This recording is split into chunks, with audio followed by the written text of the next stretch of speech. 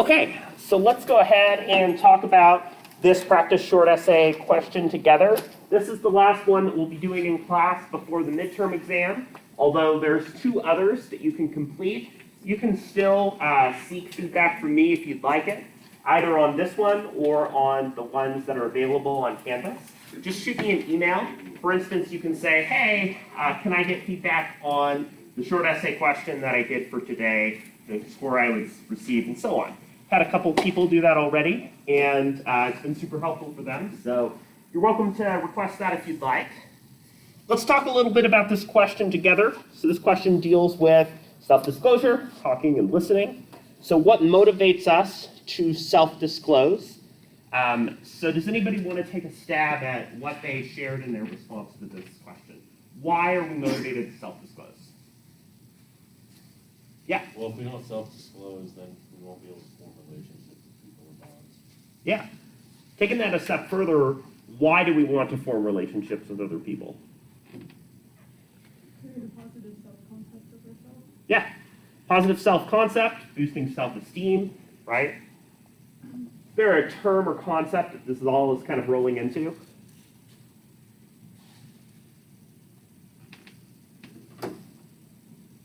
So here's where it sounds like things are going, right? Is Maslow's hierarchy, right? So we communicate to form relationships.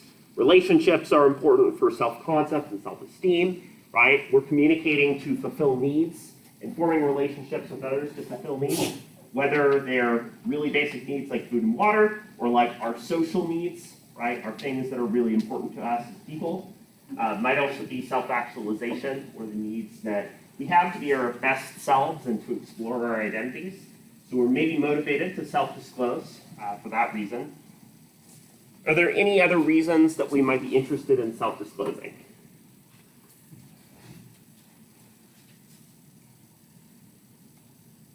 I put solve internal problems with another person, such as like self-doubt, anxiety, self-concept issues. Mm-hmm. Yeah, so right, it helps us to resolve issues in the relationship, either in a kind of very functional way, but also helps us in the context of something like uncertainty reduction theory, right? Feeling more comfortable, getting to know that person better.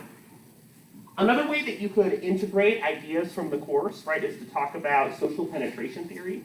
Remember, that gets at the layers of the onion, the idea that the topics and issues we talk about get more intense or personal, the better we get to know other people. So is listening style a form of self-disclosure? How many folks believe that it is? Yes. How many folks pick no? Okay. Sounds like most people think it is. So remind us again, what are the four major listening styles? Does anybody want to take a stab at one or all of those four? People, right? So people-oriented listeners, not as much concerned with the content, but really like to get to know and understand the emotional states of others. People is one. Content listeners are less concerned with the people and surrounding emotions. They really want to get a grasp of the message.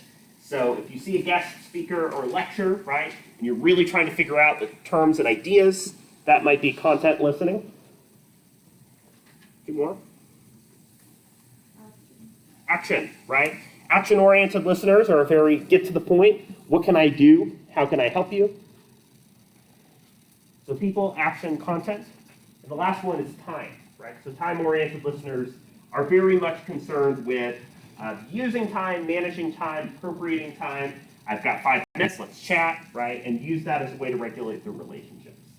So listening style could be a form of self-disclosure because as you share and provide feedback to other people, we learn a little bit more about how that other person listens or engages, right?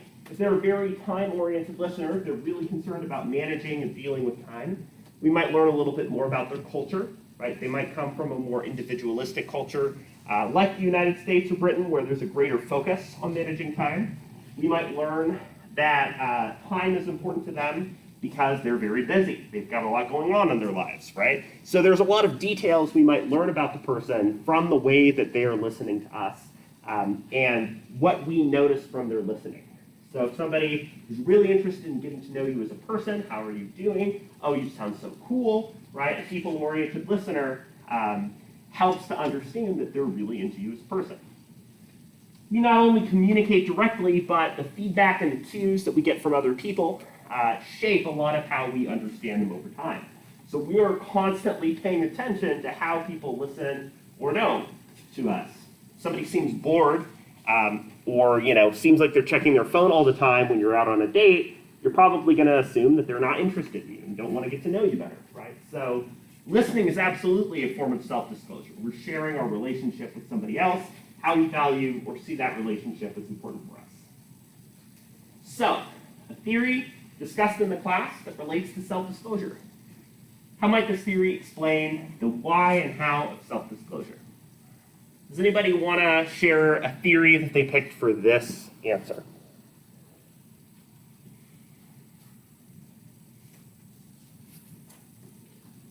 I said the social penetration theory. Yeah, social penetration theory is a really good example, right? Because there's different layers of self-disclosure, right? There's these kinds of periphery layers where it's basic information, what year you're in school, and so on. And then we start to share things like our political views, our social positions on topics, and then at the very core, right, we get to our dreams, our goals, our hopes, our aspirations as people. So that's a good theory that really applies well to self-disclosure, right? A couple of the other ones we brought up in the class would include things such as social penetration theory, as well as uncertainty reduction theory. There's one more theory or idea that I think is a good fit for this question, and that's the Johari window, right? So the Johari window is that 4x4 quadrant. You have, right, what's known to yourself, known to other people, the things that other people see but you don't know about yourself, right? So this blind self quadrant. There's also the things that are hidden that you choose not to share with other people, but you know about yourself to be true, right? So there might be aspects of your identity, sexuality, gender, and so on that you might not choose to share with everybody.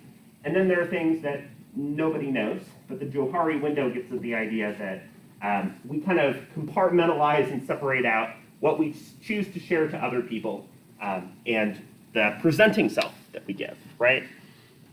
Another idea that could relate to this could be something like the looking glass self, right? Remember, that's the idea that we essentially create an image of in our heads of what we're looking like every day as we're experiencing conversation and getting to know other people better. So kind of the way that you should think about these and other questions, right, is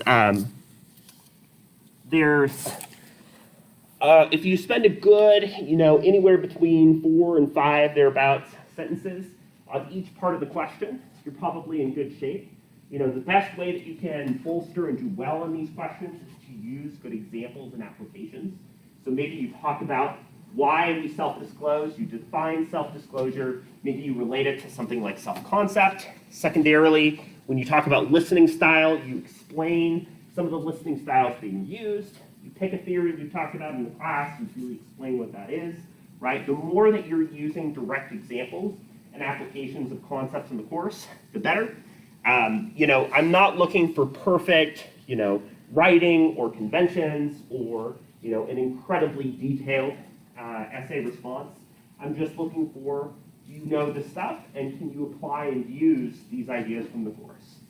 Think about these short essay questions as a chance to show off, right? To show what you know and to show what particularly resonates with you.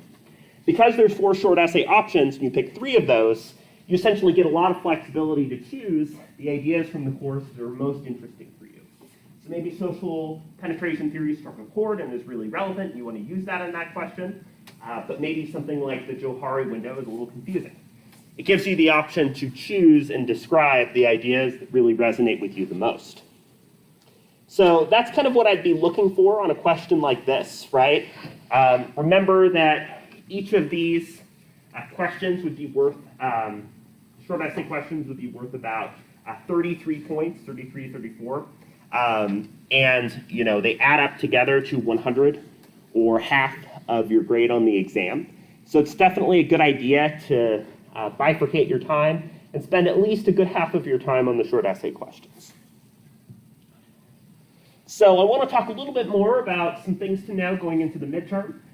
But we talked about some discussion leading. Wednesday's class, we had some fun with red solo cups, playing a game of telephone, and learning about some of the ways that we choose to listen to each other, including differences between hearing, right, or the physical sensation of picking up on a sound, versus listening or really making meaning out of that information that we get every day. We also talked about different styles of listening. Again, being a time or people-oriented listener is going to change how you respond and engage with that person. It can also change the way that they choose to talk to you, right? If they know that you're really time-oriented, maybe they're more anxious or apprehensive about talking to you because you don't want your time wasted. And then these kinds of listening responses and behaviors that we can do, such as questioning, supporting, silent listening, right, where you're just hearing the person out, can really change. Again, a major source of disagreement, especially among romantic couples, is a disconnect in what types of listening responses people want. So sometimes people just want support. They want to vent and be heard, and don't necessarily want a solution or a way to address the issue. They just want that space. Other people say, okay, acknowledging my feelings isn't far enough. I'd like a solution. So oftentimes we experience challenge in our relationships about what it is that we want out of our listening. So we went over the practice short essay question for today. Again, let me know if you'd like me to give you feedback on that, as it would be in an exam question. I also want to talk a little bit about both some tips for the midterm exam as well as thinking ahead to the interpersonal analysis essay. And we'll review some of the things about talking, listening, perception, and so on. There's a few points about perception in particular that I want to emphasize. So the seating chart, right? I mentioned this through Canvas yesterday, but EOU is now requiring all face-to-face classes to include some type of seating chart. That's why I asked you in your work for today just to let me know, the preferred row and area that you'd like to sit. Again, I'll do my best to honor that. I know that you've probably been sitting in the same place for most of the class, so just continue to do that. The reason EOU is doing that is for contact tracing, right? So if there's a positive case, it's more easily able to prevent the spread of COVID, as I understand it. So I just want to make sure I'm doing what EOU is asking me to do there and trying to make it as low stress as possible. Let me know if you have any questions about the seating chart policy and so on. Again, I want to keep us safe and doing well. As a reminder, right, continue to do the things that you need to keep yourself safe, including regular testing, especially if you're an athlete and traveling, continuing to use masks on campus and so on. So to give you a glance of the coming days, I've decided to make a change. So in the conversations that I've heard from you and just getting a pulse on how things are going, I know that a lot of you are feeling a lot of stress and anxiety as it relates to your other classes. I like to do something like the midterm in a 3-day window because it lets you pick the day and time that's the most comfortable and easiest for you to reduce that stress. But I also know, right, you've got a lot going on. You've got a lot of exams, essays, and so on. So what I'm going to do is you're welcome to come into Monday's class to do midterm review. Bring your questions, bring your ideas. We'll go through some things together, but I'm not going to count attendance. So if you say to yourself, you know what, I feel good, I feel ready, I feel prepared, then it will not affect your attendance if you don't show up on Monday. Or if you say, you know what, I'm really overstretched, I need some time to study on my own, to sleep in and to prepare, cool, you can do that too. So I'm not going to take attendance for next Monday, but I will be here. I will come prepared with some questions and things to help you out in preparation for the exam. But you do not need to be there, especially if you've got a lot of stuff going on or you feel well prepared for the exam. Yeah, guy. Can we use a note for the midterm? Yep. Midterm is open note and open book, so you can use whatever you'd like as you're taking the exam. Another question here on the side? Or we good? Okay. Yeah, so You do not need to come to class on Monday, but I will be here. You can come to class for midterm review if it is helpful for you and if you'd like to do it. So next Wednesday and Friday, we don't meet. Instead, that time is an opportunity for you to take the midterm on Canvas. Again, 3-day window, 72 hours. Open note, open book, but I definitely recommend that you sort of consolidate your notes and have all your notes together in one place, right? If you're leafing through multiple pages and multiple different journals to get to your notes, it's going to be harder to use your time well. So I recommend having your notes all together in one place. Maybe you have a binder that has your notes for the class and you feel well prepared for that. Maybe you put them together in like a Google Doc or Word doc. That's one way to do it. Maybe you have your reading notes all together too. But the more you centralize your notes, the easier you'll be in able to prepare. The exam does not require you to use a testing center, proctoring, or anything like that. There's a really weird, and as I understand it, dystopian new software that involves like using your facial recognition and position to see if you're looking down on your notes while you're taking an exam. That is really weird and uncomfortable to me and never something that I would ask of an exam, right? So you can take the exam wherever, however you're most comfortable doing that, but just, take it for yourself. And then it's 25 multiple choice questions and then 4 short essay questions. Pick 3 of those. So generally speaking, you might divide 1 hour to multiple choice questions, spend like 4 minutes or so on each, and then divide the second hour to short essay. Some people blaze through the multiple choice really quickly, have extra time for short essay. You're welcome to do that if you prefer.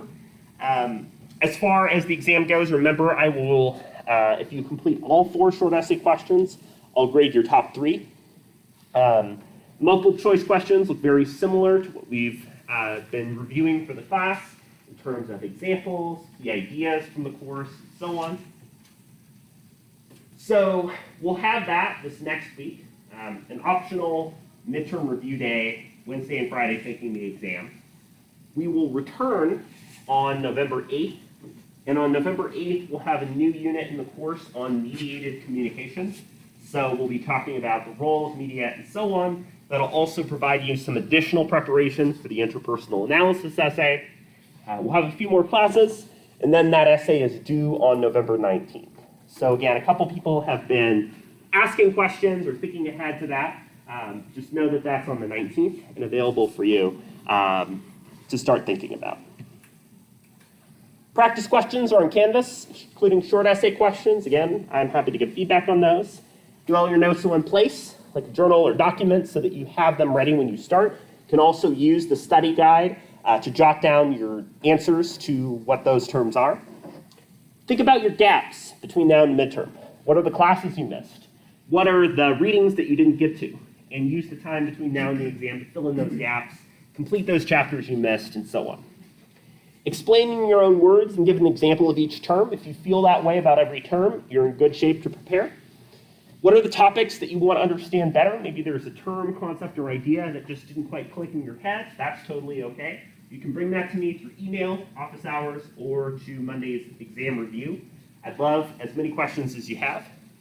And then I mentioned as well that you can use a short annotation or description for each chapter or reading that just provides a brief summary. This chapter looks at the role of listening in communication. It examines listening styles and so on. And that can be an easy way to know for your notes, okay, here's what my notes on this chapter can do for me if I'm using a short essay question. So we went through a lot of these different terms for this week. So Mondays and Wednesdays terms were about both the conversation styles, impression management, as well as these elements of listening responses, and so on. So if you missed either of the classes for this week, these were the things that we went over. Again, these slides will be up on Canvas for you to review that we went through these for the week. So if you have already completed the midterm exam, or you're feeling good about the midterm next week is a great time, if you want to, since we don't meet or have new readings in class, to get ahead on your interpersonal analysis essay. So I recommend, if you finish the midterm, you're caught up in your other classes, and you'd like that time to start to think and plan and brainstorm, to do so. Remember, it's 4 pages, double space, standard font and margins. And I'm asking you to look at a relationship between 2 characters in an episode of a TV show or a film, right? So you could look at like Ross and Rachel and Friends. You could also look at, for example, Squid Game. If you watch the Marbles episode, right, there's a lot of one-on-one interpersonal communication going on there. So you can use some of those examples. People have looked at things such as political debates, or even things like documentaries, right? So people have looked at stuff like Tiger King and other shows. You can pick things that are interesting or that stand out to you, or you say to yourself, you know what, this has a really interesting relationship to interpersonal communication, right? I just watched Dune last weekend, and the like mother-son relationship in that film was really interesting, and could also be a thing to analyze, right? I don't want a film review or a show review. I don't want a synopsis of the plot. I want that to be pretty brief. I want most of your focus to be on using passages, quotes, and examples from that episode or film and applying those to things we've talked about in the class. So we could look at their use of body language and facial expressions, verbal and nonverbal communication. We could look at the role of culture in communication. We could look at listening and talking styles, right? Those are examples of some of the ideas from the course that you could incorporate. So I recommend thinking about, first of all, what are some topics like shows, movies, and so on that you're interested in and want to look at? And then within those, what are some ideas from the course that you feel like would be an especially great fit? So that's one way to start preparing. I have that rubric available for you, as well as an example outline to help you know what to expect. And again, you can do some work on that after you finish the midterm, if you'd like, to kind of make some good progress and get ahead on the course. So one other idea that I want to bring to the table in terms of our own communication, right, is the role of perception in talking and listening. So we've talked a lot about how we choose to listen and engage with one another. One way to think about this is in terms of doing laundry, right? So if you regularly do and sort your laundry, or if you were like I was as a student, and you just kind of had this like pile of laundry on the floor, and you like did a sniff test to make sure that it was clean, right? In any case, perception is how we're making sense of the information that we receive and how we choose to listen, right? Again, as I mentioned in Wednesday's class, we're not necessarily just listening to everything. If we did that, we'd be exhausted. A lot of shows, commercials, and so on are going on in the background, and we don't actively listen to those. So perception involves these 4 steps. It involves selection, or choosing the messages that are important to us. So you're at a dinner table, right? You're at a restaurant, you're talking to a friend, and there's a bunch of other conversations going around. It's choosing, I'm going to focus on you, rather than overhear conversations going on at the other table.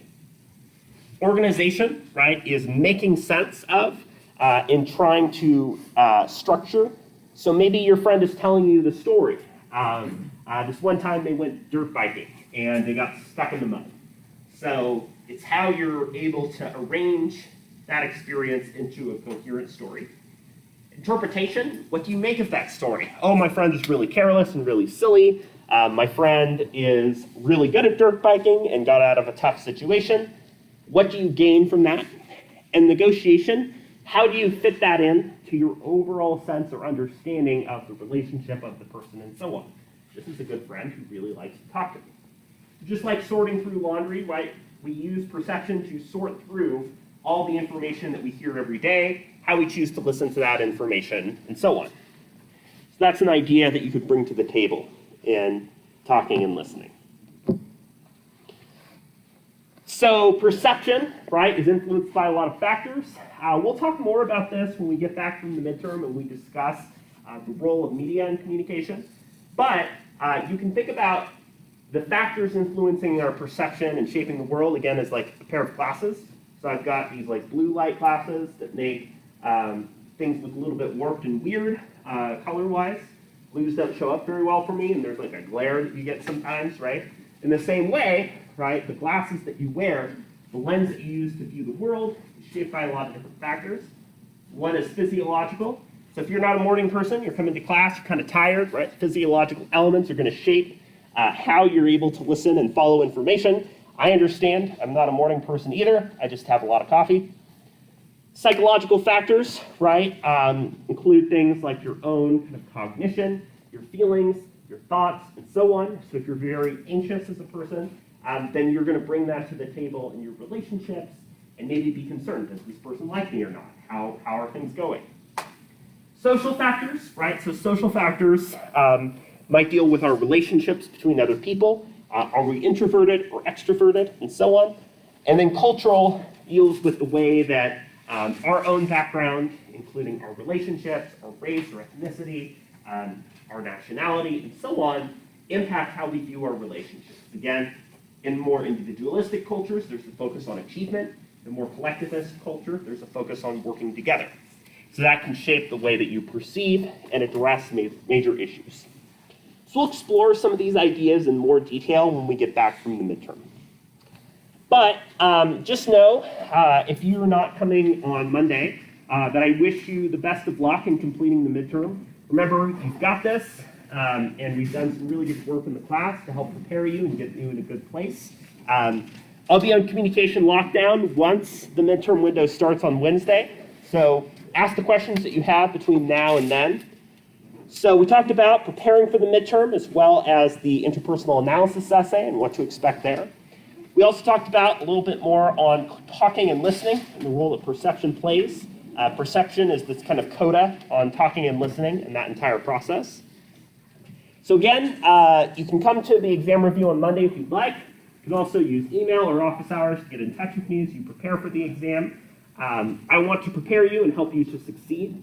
So best of luck as you're getting ready. And as I know, juggling a lot of challenges with your other classes too. I've been there and I know this is a busy time of the quarter.